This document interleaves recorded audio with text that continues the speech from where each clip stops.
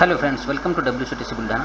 आता आपण पाहू शकतो, आपण जी कॅश आहे ही आपण का TSOला पाठवलेली आहे। तर TSOचा तिथे आपले एस्कॉर्ट सगळं ती कॅश त्या ठिकाणी पोहोचलेली आहे। त्यांनी ती फिजिकली मॅन्युअली कंप्लीट मोजून वगैरे घेतली आहे आणि आता आपल्याला त्याच्या ज्या एंट्रीज आहेत त्या सब ऑफिसमध्ये ॲडजस्ट करायच्या आहेत। आपण त्यासाठी ट्रेझररनं लॉग इन करायचं सब ऑफिसच्या त्यांच्या ट्रेझरी नावाच्या कार्ड्समध्ये आपण जायचं।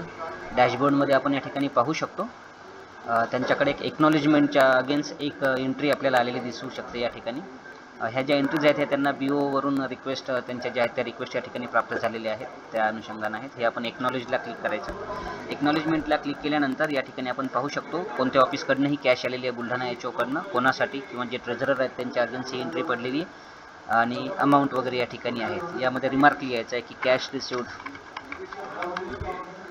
आणि एक्नॉलेज करायचं आहे। एक्नॉलेज केल्यानंतर त्याला आपण कन्फर्म करायचं आहे। ॲक्च्युली या ठिकाणी त्यांनी कॅशबॅक रिसिव्डचा मेसेज दिलेला आहे। ॲक्च्युली ही जी कॅशबॅग आहे यांनी जरी खुल्ली आणली तरी ती कॅशबॅगमध्ये आणली आहे असा त्याचा अर्थ आहे। ही त्यांनी अशा पद्धतीने एक्नॉलेज केलेली आहे। ही एक्नॉलेज केल्यानंतर याचं जे काही अप्रूव्हल आहे ते त्यांच्या पोस्टमास्तरांकडनं आपल्याला घ्यावं लागेल।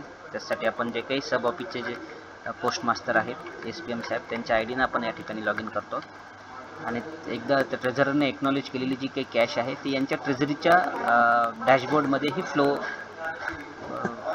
व्हायला पाहिजे,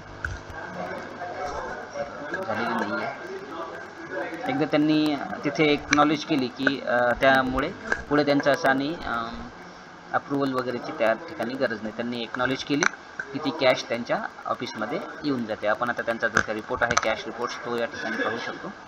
ट्रेझरर कॅश रिपोर्ट्स किंवा स्पेशल रेमिटन्सचा जो रिपोर्ट असेल तो स्पेशल रेमिटन्सचा रिपोर्टही आपण या ठिकाणी पाहू शकतो।